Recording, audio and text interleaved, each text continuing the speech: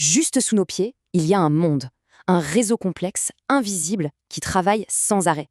C'est un peu le système sanguin de nos villes, et sans lui, eh bien, tout s'arrêterait net. Aujourd'hui, on va explorer l'hydraulique urbaine, la fascinante histoire de l'eau dans nos cités. Sérieusement, essayons d'imaginer une ville sans eau. Pas d'eau au robinet, pas de douche, les hôpitaux qui ne peuvent plus fonctionner, la vie telle qu'on la connaît s'effondrerait en quelques heures. C'est dire à quel point ce système, qu'on ne voit jamais, est absolument vital. Alors, justement, plongeons au cœur de ce réseau invisible. Comment est-ce que ça marche, concrètement? Comment fait-on pour avoir de l'eau potable à la demande et en même temps garder notre environnement sain? C'est ce qu'on va décortiquer ensemble. Donc, l'hydraulique urbaine, qu'est-ce que c'est? En fait, c'est tout un ensemble de sciences et de techniques qui gèrent le cycle complet de l'eau en ville. L'objectif, il est double. D'un côté, nous amener une eau propre et disponible, et de l'autre, évacuer les eaux usées pour protéger notre santé et la nature. Pour faire simple, on peut imaginer deux grandes autoroutes souterraines. La première, c'est celle qui nous amène l'eau propre, le réseau d'eau potable. La seconde, c'est celle qui emporte l'eau sale, le réseau d'assainissement. Ce sont deux systèmes bien distincts, mais qui, bien sûr, sont totalement liés l'un à l'autre. Allez, on commence par le tout début du voyage. Comment l'eau qu'on trouve dans la nature arrive-t-elle, toute propre et saine, jusqu'à notre robinet? C'est un processus qui se fait en plusieurs étapes assez fascinantes. Tout part de la source, évidemment. Les villes vont puiser leur eau soit en surface, par exemple dans les rivières ou les barrages, soit en profondeur, en allant la chercher dans les nappes phréatiques. Mais attention, cette eau qu'on appelle brute, elle n'est pas encore potable du tout, ce qui rend l'étape suivante absolument essentielle. Cette eau brute arrive ensuite dans une usine de traitement. Et là, elle subit une vraie transformation en 4 étapes. D'abord, on ajoute un produit pour que les petites impuretés s'agglutinent et deviennent plus lourdes. Ensuite, on laisse tout ça reposer et, par décantation, les impuretés tombent au fond. Après, on filtre l'eau à travers du sable ou du charbon pour enlever les plus fines particules.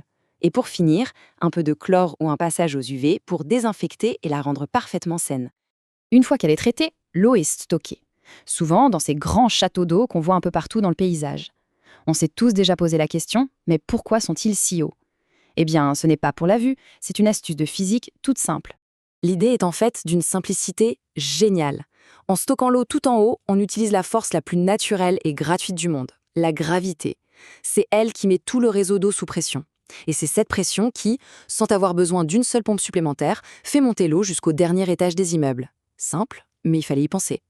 Et c'est comme ça que l'eau arrive sous nos rues, dans un vrai labyrinthe de canalisation.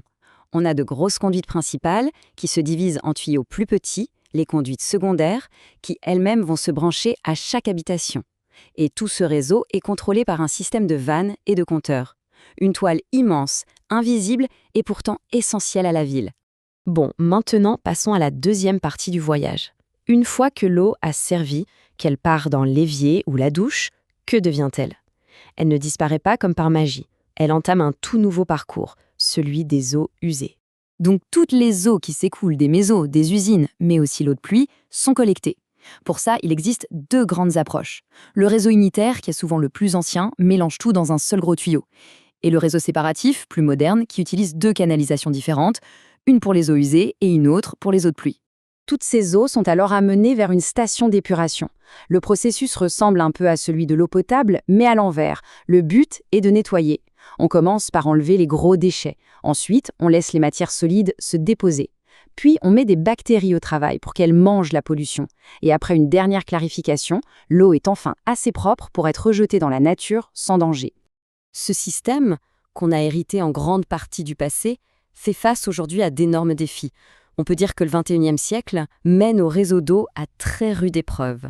Pensez-y, le changement climatique qui perturbe les sources d'eau, la croissance folle des villes qui augmente la demande, les pénuries qui se font de plus en plus sentir. Si on ajoute à ça la consommation d'énergie de tout le système et les risques d'inondation de plus en plus forts, on comprend vite que le système doit absolument se réinventer. Mais heureusement, des solutions existent et se développent. La technologie vient à la rescousse. On parle de capteurs intelligents pour surveiller le réseau en temps réel, de programmes pour traquer la moindre fuite, de la réutilisation des eaux usées pour l'agriculture, ou encore de modélisation sur ordinateur pour mieux anticiper et gérer tout le système. Au final, ce qu'il faut retenir, c'est que l'hydraulique urbaine, c'est bien plus qu'un simple réseau de tuyaux sous nos pieds. C'est un organisme complexe et vivant qui garantit notre santé et le bon fonctionnement de nos villes. La prochaine fois qu'on ouvrira un robinet, on pourra peut-être avoir une petite pensée pour ce long voyage que chaque goutte d'eau a parcouru. Un voyage invisible, mais ô combien essentiel.